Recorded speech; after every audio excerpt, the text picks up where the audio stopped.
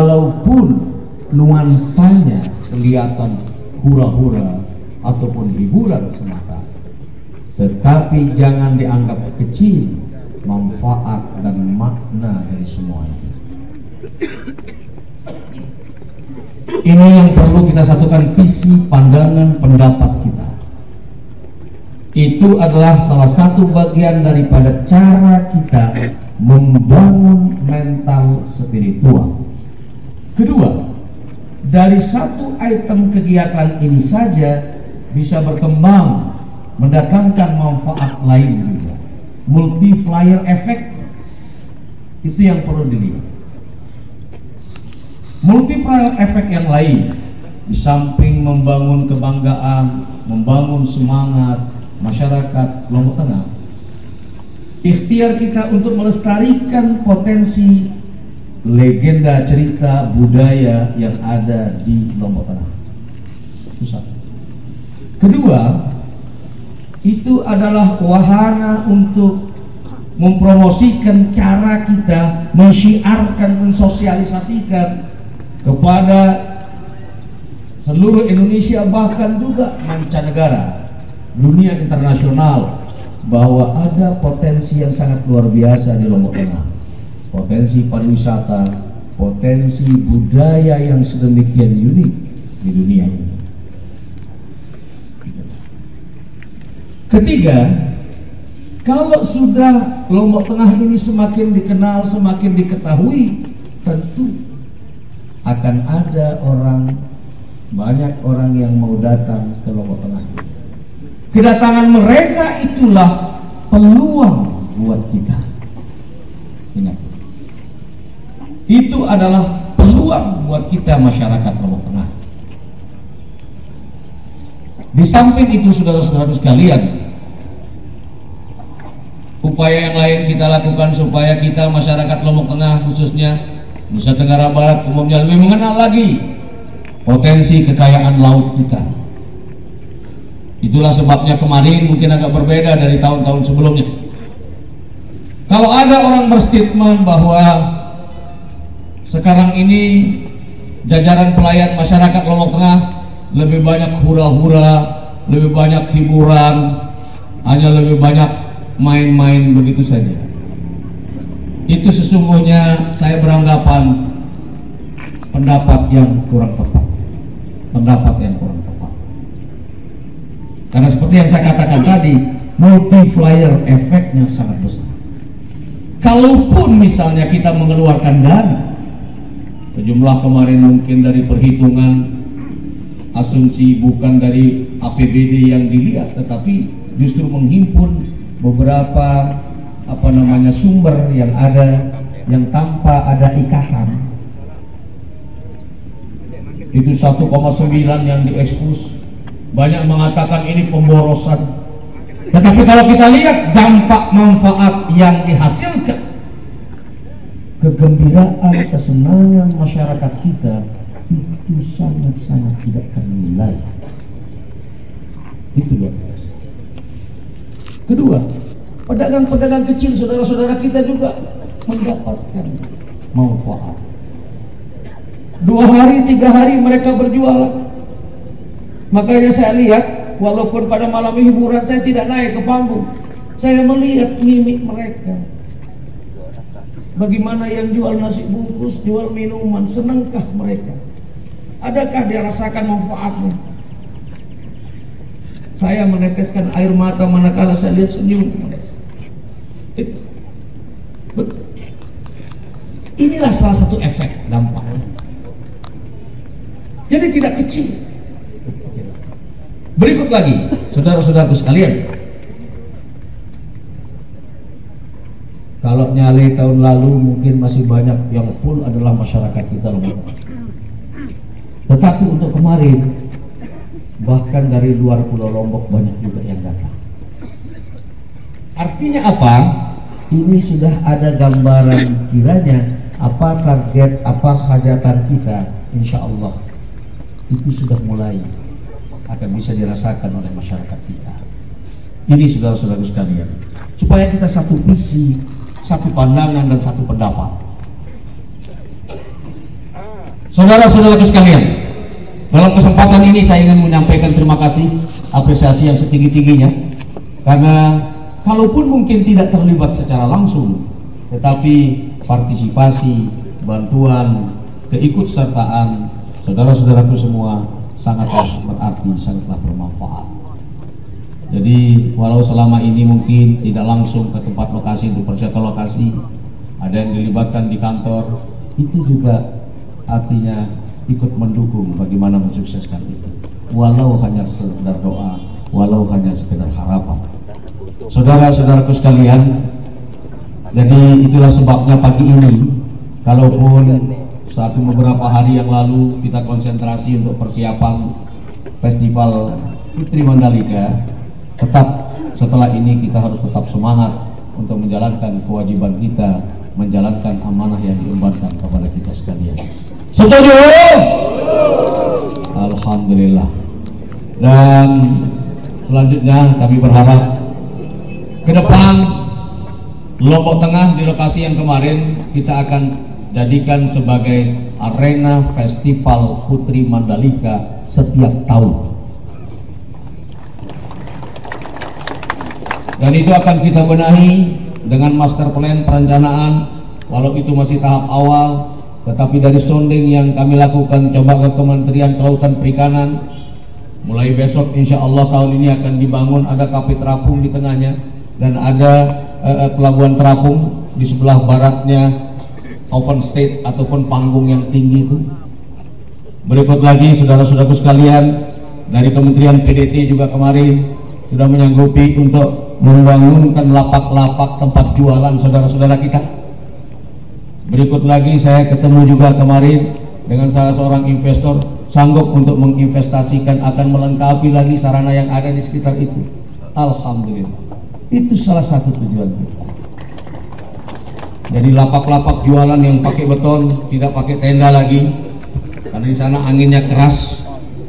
Ya kemarin sempat banyak mengira bahwa itu tsunami, banyak yang berlarian, sehingga menurut informasi Kepala Bapeda sudah lari sampai ke Sade.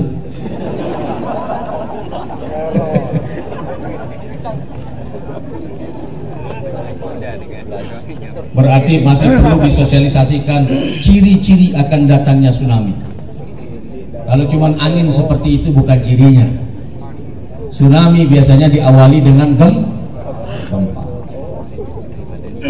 Kalau kemarin itu namanya, kalau istilah populernya adalah angin busuk.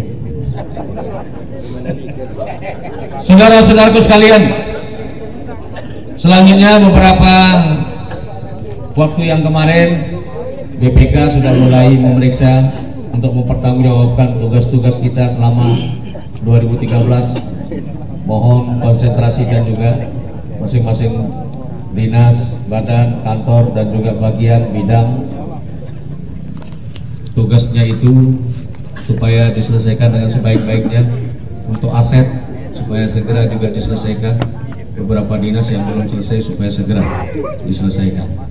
Dan untuk minggu depan absen saya ingin lihat dari awal, kalau kepala dinas berhalangan paling tidak ada pemberitahuan, atau juga yang lain ada berhalangan tidak bisa hadir sama, karena kegiatan senam ini pun bagian daripada kegiatan kewajiban pokok kita. Beberapa waktu yang lalu kami mengeluarkan perbu menyangkut juga tentang kedisiplinan, disiplin pegawai. Nah untuk itu minggu depan pun, kalau Pak Sekda kemarin sudah menuangkan dalam perbu bagaimana berseragam hari-hari tertentu, hari Senin, Selasa, dan seterusnya, Jumat pun harus menggunakan seragamnya. Jadi tidak lagi seperti yang sekarang ini sudah mulai beraneka ragam, multi warna, multi model, hingga nanti masing-masing dinas supaya keruan warnanya minggu depan harus seragam. Terserah mau pakai putih-putih, kaos oblong biasa silakan, tergantung selera, tidak pernah dipaksakan. Dan bagi kepala dinas, kepala badan, penanggung jawab di masing-masing instansi dinas yang ada.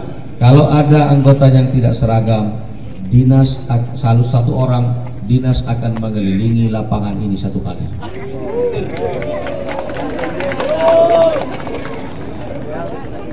Kenapa kita yang akan dihukum? Berarti kontrol dan kewibawaannya tidak ada. Karena ini sudah lama, harus. Ini kepala dinas, tolong diperhatikan. Absen, sekretaris itu punya tugas. Tolong sekretaris punya tugas. Sehingga nanti untuk minggu depan, untuk lebih lagi memperbaharui semangat kita untuk senam ini, sekretaris dan kepala dinas selalu bergandengan di depan. Masing-masing dinas paling tidak 2-3 barisan, kalau terlalu banyak itu bisa 3 seperti BKP 3, itu di depan dipimpin oleh sang sekretaris, kepala dinas dan sekretaris. Nah, mantap. Jangan cuma di spanduk doang bergandengan. Di tempat ini juga perlu, supaya ketahuan satu persatu akan saya absen. Mulai BKD semua saya absen. Nanti supaya kelihatan. Semua ini adalah tujuan kita bagaimana menunjukkan kekompakan, kebersamaan kita, semangat yang sama untuk adanya peningkatan dan adanya perubahan lah sedikit di Lombok Tengah ini ke arah yang lebih baik. Ini saudara-saudaraku sekalian, dan lagi-lagi saya ingatkan, alhamdulillah karunia Allah dan juga berkat kerja keras semuanya. Walau hanya yang honorer ataupun yang masih status K2, K1, K berapa gitu ya, tetapi itu punya peran yang sangat besar, punya peran yang sangat besar semua. Alhamdulillah buahnya karunia Allah 12,16% pertumbuhan ekonomi Lombok Tengah tertinggi di Nusa Tenggara Barat, 11,30% pertumbuhan pendapatan masyarakat kita tertinggi juga di Nusa Tenggara Barat. Lombok Tengah kabupaten pertama di Nusa Tenggara Barat pemecah rekor WTP, alhamdulillah karunia Allah. Lombok Tengah juara 1 nasional tata ruang, alhamdulillah. Itu tidak lepas juga dari ikhtiar usaha yang dilakukan oleh saudara-saudara kita semua. Lalu yang terakhir saya ingin sampaikan kepada saudara-saudaraku, adik-adik yang termasuk honorer ataupun K2 kemarin, berbagai macam, mungkin ada yang sudah melakukan rapat-rapat. Kemudian jangan terlalu cepat menerima isu yang tidak. Kembalikan segera kepada Sang Khalik, Sang Pengatur segala-galanya. Insya Allah ini masih baru tahap awal. Kalau sekarang tidak berhasil, masih ada tahap berikutnya. Dan saya perintahkan pagi ini kepada seluruh dinas instansi, mereka walaupun mereka tidak lulus tetap dipertahankan di masing-masing dinas.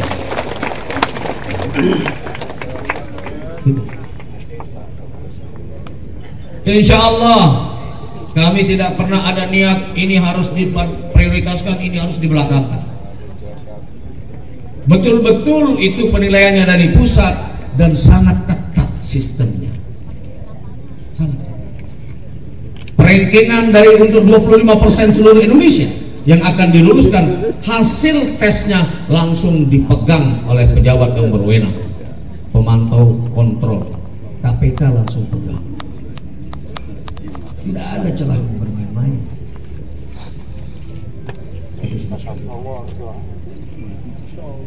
Sedapat mungkin apa yang bisa kita perbuat, masih bisa kita, apa yang mungkin, kalau mungkin bisa kita lakukan, kita akan perjuangkan. Akan halnya dengan K1 yang 87 sudah ditentukan lulus, sudah prajabatan, sudah keluar NIP-nya, namun Allah belum mengizinkan mereka. Verifikasi ulang dari pusat turun ke sekolah-sekolah 41 masih ditunda lagi. Ya kita mau bilang apa? Kalau saja penentuannya di sini, walaupun beban APBD kita berat untuk gaji pegawai, dari 3.000 sekian pesertanya, mungkin jangan sampai ada satu, bahkan sepotong, jangan sampai ada yang tidak lulus. Kalau di sini penentuan.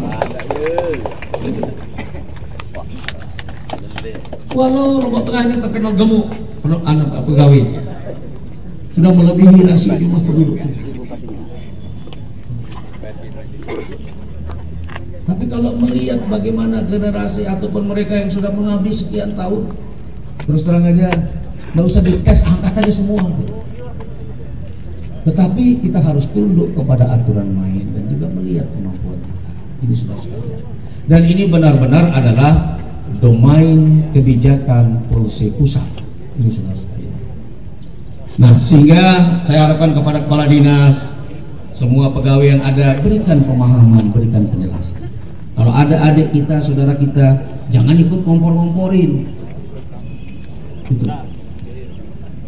Nah, kalau sudah tidak bersabar, tentu Allah tidak akan menurunkan bantuannya kepada orang yang tidak sabar. Ini saudara-saudara sekalian tentang K2. Jadi saya harapkan di dinas-dinas berikan dia peluang kesempatan tetap seperti honor itu, dan perhatikan. Atur bagaimana caranya, saya tidak mau tahu dinas.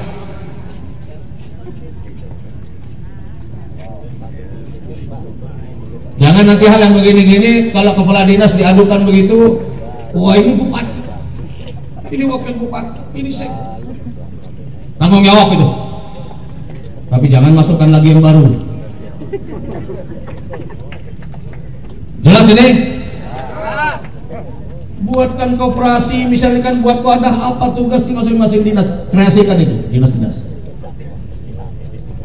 Baik, saudara-saudaraku sekalian, untuk pagi ini juga saya harapkan kepada dinas, sempatkan waktu bareng-bareng 5 menit, tengok pohon yang sudah ditanam, supaya merasa diperhatikan itu pohon, sehingga semakin semangat dia untuk tumbuh menaungi daerah Lombok Tengah ini dan menyedekahkan ozonnya buat kita.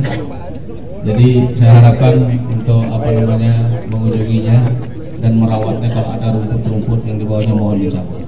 5 menit saja.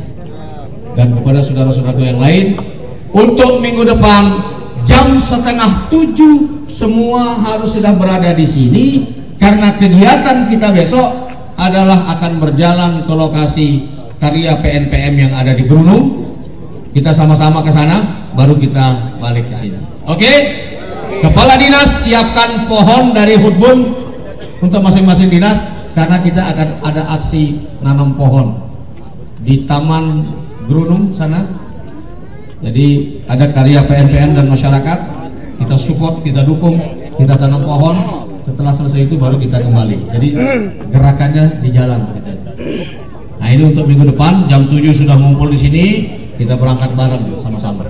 Nanti dikawal, depan ada Polres, di belakang juga ada Polres, ada ambulan dan sebagainya.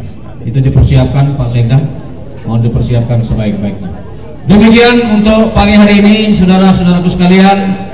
Terima kasih atas kehadirannya dan terima kasih atas partisipasinya. Terima kasih atas semangatnya dan terima kasih